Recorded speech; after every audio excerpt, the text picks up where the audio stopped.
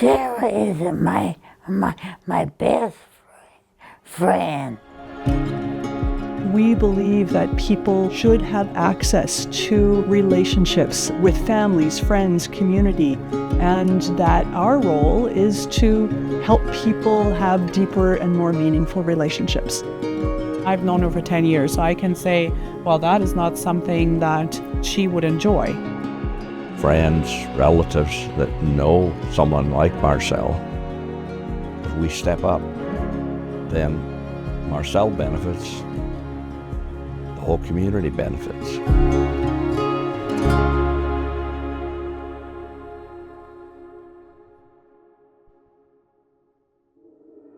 I'm Jeanette DeLong, the Executive Director at Envision Community Living. And at Envision, we provide supports and services to adults who live with an intellectual disability. So a number of years ago, we were having a leadership meeting. We had just experienced that the Public Guardian Trustee's office had closed quite a few bank accounts of people we serve. And so checks were bouncing, and we were furious. How could something like this happen to people with no communication or context? That was really where our drive started, to make sure that wherever possible, that people had substitute decision makers who were known to them, and so that they wouldn't have strangers making decisions for them anymore. I'm Sarah. I was born in a home with 3 mentally challenged siblings, so I've lived with them all my life. I am Margaret. My sister Mary and Margaret lived together. I'd come to visit my sister, and there was Margaret, and we get to talking. I'd take my sister for a walk and come back, and there's Margaret waving. Like, we just blended. It was awesome. Substitute decision makers are not cookie cutter. They don't come from the same backgrounds. They don't necessarily have the same motivation. They have varying degrees of knowledge about the sector, supporting people with disabilities. People sometimes just need to be asked or invited to be involved in somebody's life. And so I think that's one of the things we've learned out of this, that we have an obligation to see those opportunities and to ask and invite people in. My name is David Miller, and I came to be in Marcel's life in 2 different ways. My daughter worked looking after Marcel for a number of years, and a fellow from our church was the manager. He approached me and told me that the government was making the decisions for Marcel, and of course they don't know Marcel, and we did, and that it would certainly be in Marcel's best interest to have somebody that knows him to help make those decisions that he can't make on his own. That was probably 14 years ago. So we've known each other for a long time. As an organization, we have a responsibility to help people get connected to other relationships. We looked at, parents. We looked at siblings. We were looking at staff who had retired, who had gone on to other careers. But as long as a staff person was still reaching out and staying connected, we saw that as a potential person to invite to consider being a substitute decision maker. My name is Lena. I previously was a manager for Envision. I was approached by my supervisor to ask if I would take on the role as her substitute decision maker. I was very excited. It's a big role. I kind of was a little familiar what an SDM was doing. That public trustee was always, like, in my mind, I had what they looked like, right? Because you talk to them on the phone and you talk to them through email and you ask for permission and whatnot. But like, when I met her, like, she was actually just a person like me.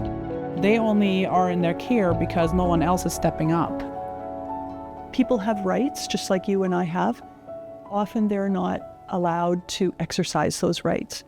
It takes everybody to be on board with that mission and that drive, to make sure that, as much as possible, we are reducing the reliance on the system. It can be diminished if we actively look to find other ways that people can receive the supports that they need. I went to church like this. his highlight is coming to church. He's got to introduce himself to everybody. Marcel's not the only one from Envision that comes. There are about 3 that come. There's a life in the party when Marcel's at church. My children love Sharon, and it gives them an opportunity to see the difference and not being at all fazed by it. They love when Sharon comes over and ask when is she coming again. She's always treated as family. For a long time, I would plant all the flowers at their house, trim the hedges. I loved it. And Mary and Margaret would sit and watch me. It was good. Yeah. I like flower because it's pretty in my room. You sit and do your puzzle, and there's the flowers right in front of you. Yeah.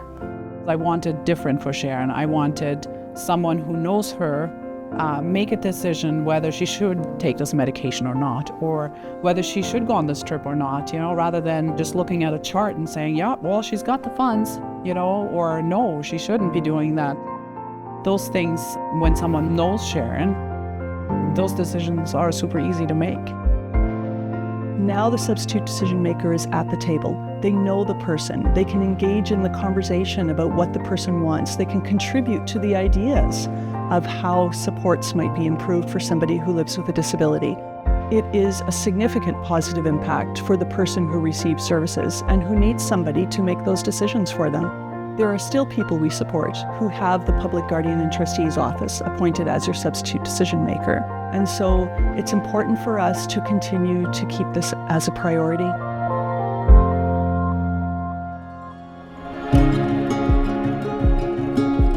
When you get involved in anybody's life, if you approach it the right way, it's always rewarding. I think I've made a difference for her because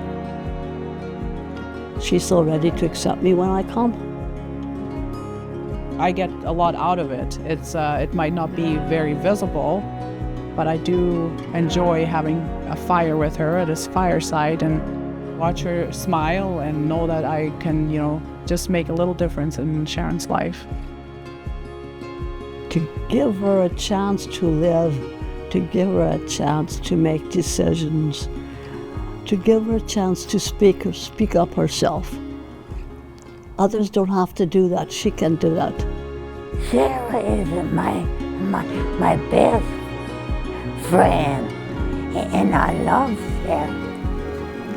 Wow.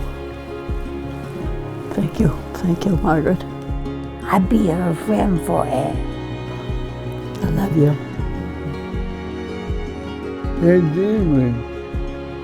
I like them. They're cool. Yeah. I think he's probably got the best support system around him now that he's ever had. It's an encouragement to me as well to be able to see things happen that wouldn't normally happen in his life. His communication has improved. I would say it helps his health as well, because there's a sense of well-being that comes along with that.